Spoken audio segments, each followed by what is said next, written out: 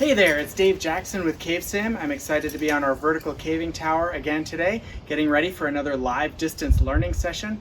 We're going to be working with kids in Durango, Colorado at Park Elementary School, and they're going to be learning all about the physics of vertical caving on our tower here. We have these awesome pulleys that were provided to us by Rick Specht and Vertically Speaking, and I'm really appreciative to them for giving us such excellent high quality gear.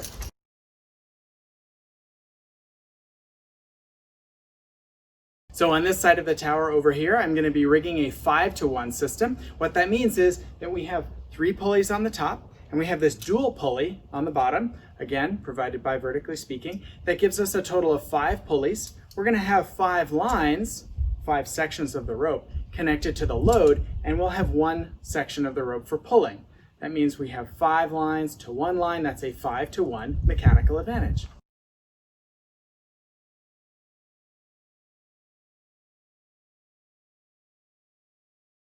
This is an auto-locking carabiner, the kind of carabiner that we use on our tower. And in our last video, we opened one of these up to show students what is inside of it so that they would have a better understanding of how little machines like this are put together, to give them a basic mechanical engineering lesson. On our tower, we use PMI ropes. PMI stands for Pigeon Mountain Industries, and they make great rope. It's made in the US. There are 2 different kinds of ropes, broadly speaking. This one is a static rope, and that means that when we try and stretch it, it really stretches very little. It doesn't stretch that much. And we don't use that kind of rope for rock climbing, because if you take a fall on a static rope, your spine can snap.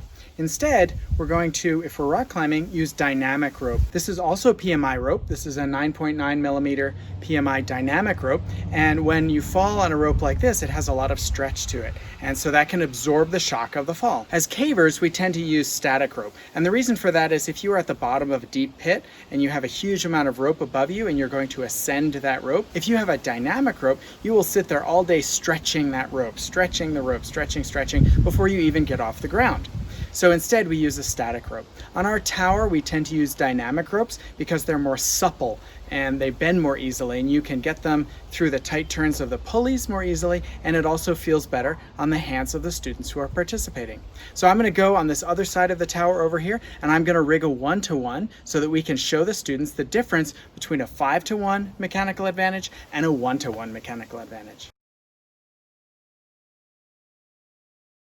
On this end of the rope here, I'm going to tie a figure 8 on a bight.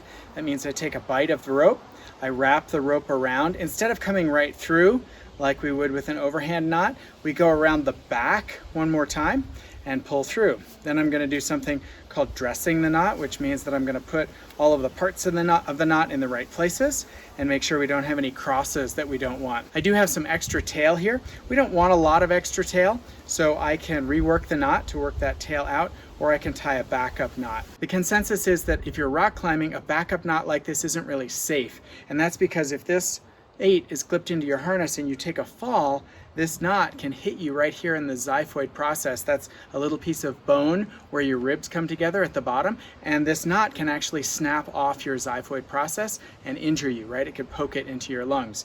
If we are doing something on the tower here though, everything is static, right? We're not doing any dynamic moves, so there's no fall risk. So I don't have a concern about using a backup knot on the tower. A typical goal is to have about a hand span of extra tail when you're done with your knots. On this other end of the rope here, I'm going to tie a backup knot. No matter how long your rope is, even if you think you have way more rope than you need, always tie a backup knot.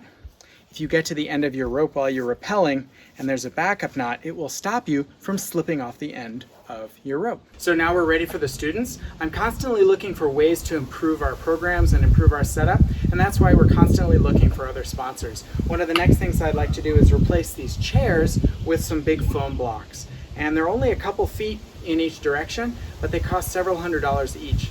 And that's the kind of thing that a sponsor can help us to cover. Another project that we're undertaking is to build yet another CaveSim system, another mobile cave. And that's because the demand for our programs is so high that we can use 2 trailers at one time to do the programs that we're doing, to do all of the outreach that we're doing. That is a really big undertaking. If you would like to be a sponsor and have your name on the side of the trailer in perpetuity, let us know. That's the kind of thing that you can really make a difference by doing.